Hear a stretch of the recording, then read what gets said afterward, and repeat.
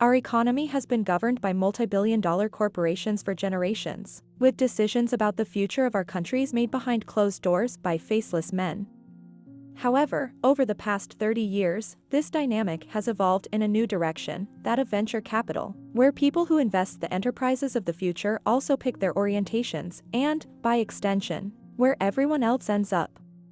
This is more common now than ever before due to the proliferation of Silicon Valley tech companies, and as power concentrates, it is increasingly concentrated in the hands of Sequoia Capital. For years, they firmly established their grit everywhere they could, yet, in recent months, that grit has begun to weaken, and events have begun to undo their dominance. We've reached a turning point as the downfall of this mercenary company begins, and we're getting a glimpse behind the scenes at how completely nuts this whole thing is. However, we need to exercise caution since the narrative is not yet done and there is a good risk that things take a turn for the worst, and we end ourselves under their control. Welcome to Financial Fortune, the channel where we uncover the hidden truths and decode the world of finance.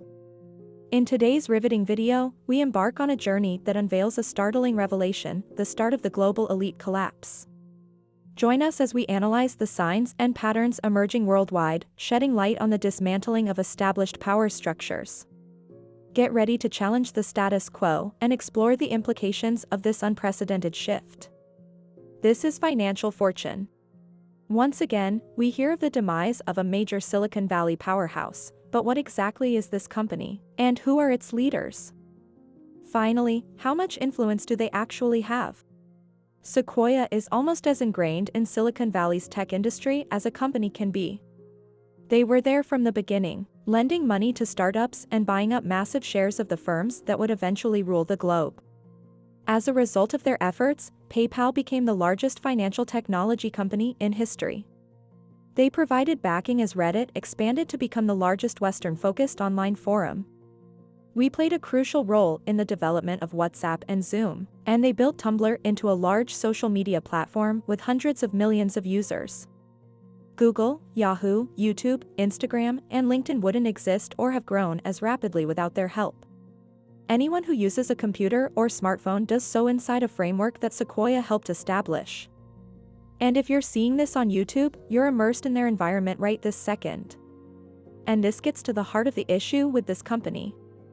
And now things really begin to unravel. Because Sequoia isn't content to merely amass vast wealth, rather, it seeks to alter the global order, and not for the better. You see, as one of the largest and most influential VC firms globally, they wield enormous sway over the entire tech industry and have been at the forefront of the corrupt ESG systems that have been used to enrich the rich at the expense of businesses whose values don't align with this failed ideology. Sequoia assists individuals in many ways than only financially. They are well connected throughout the whole sector and have their ears on the ground. When they say carbon credits are beneficial, suddenly millions of people agree with them. When they say that racism and prejudice in general are okay. The effect on the global economy is felt by thousands of other companies, and it has been felt for years. This whole ESG business is really a con by the powers that be to keep people in line. If you put yourself out there and let yourself be counted, though, your ESG score will plummet and you will be unable to secure any further funding. And in the modern IT industry, that means certain doom. Independent journalists played a big role in bringing ESG to light, but major systemic failures like the FTX collapse, in which Sequoia played a considerably larger role, have also contributed to the firm's public humiliation. Despite their current difficulties, Sequoia is an integral part of a new wave in venture capital, which is expected to at least double by 2028, potentially up to $700 billion, according to a report by researchermarkets.com. After a 90% drop in VC exit activity last year, many people are wishing they could invest now while everything is slow. I won't bother rehashing the entire FTX saga for you since, frankly, we all know how it ended. As a result of its meteoric rise, FTX is now worth tens of billions of dollars and manages assets worth much more. However, they failed to properly handle their clients' funds. They robbed them and then gambled with the money on the cryptocurrency market. Therefore, all the money they had siphoned out of their clients' bank accounts began to vanish as the crypto market began to collapse. Even worse, they borrowed billions of dollars to use as gambling capital. As a result, the firm was completely doomed, and everything quickly unraveled. Just so you know, what you don't know is that Sequoia was an investor in FTX for years, helped the firm expand, and advised FTX on how to game the ESG system to get even more funding, all of which FTX ultimately stole. And what role does Sequoia play here? Much. They lost almost $200 million when FTX ultimately failed due to their heavy investment in the company, which was enough to severely ding their image and convince many investors and business owners that they did not deserve to be as much regarded as they were. However, they did more than just donate money in that way. As it turns out, they flaunted their power by actively encouraging anybody they could to use FTX. It turned out that Sequoia had written a slew of laudatory articles about FTX's founder, Sam Bankman-Fried, and had distributed them widely across the internet in various publications in an unethical attempt to raise the value of their investments. Articles in the news, however, fell short. In response, Sequoia published interviews with SBF under the catchy headline, "The Unstoppable Rise of SBF."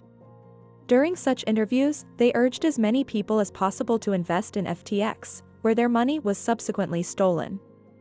Finally, the Sequoia founders and managers turned to Twitter to provide Sam Bankman-Fried as much credibility as they could.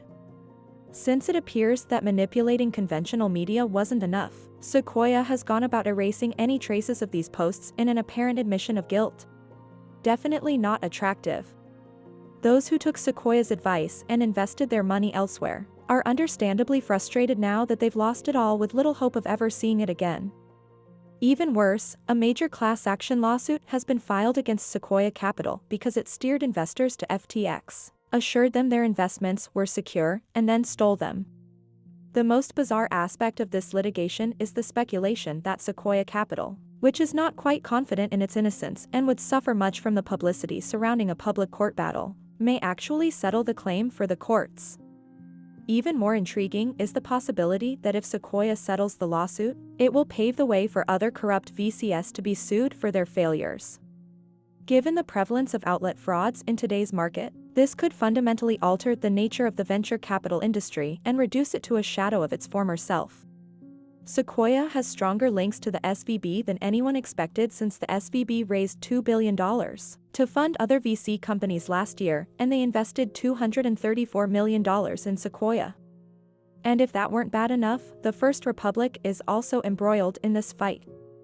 Bank of America divested First Republic to a consortium of investors that included Sequoia back in 2009.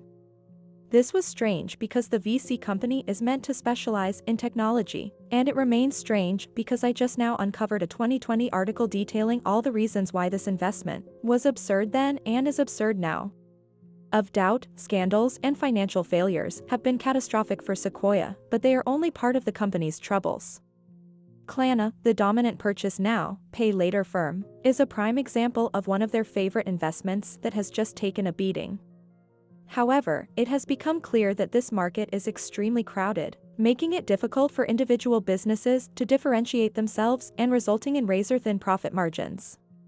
VCs, led by Sequoia, were investing at a valuation of over $45 billion for the company, well beyond what private markets were ready to pay at the time, which was $7.5 billion.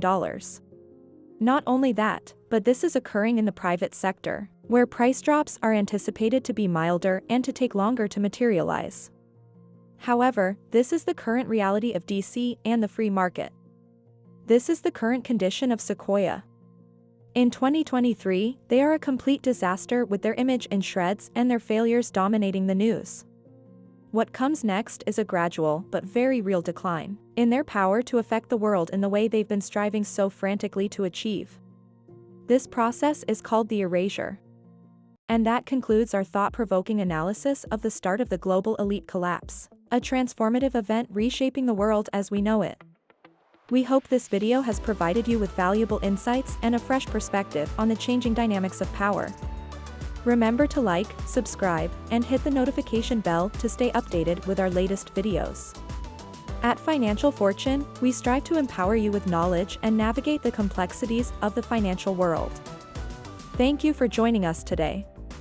Until next time, may your journey be guided by resilience and prosperity. This is Financial Fortune, signing off.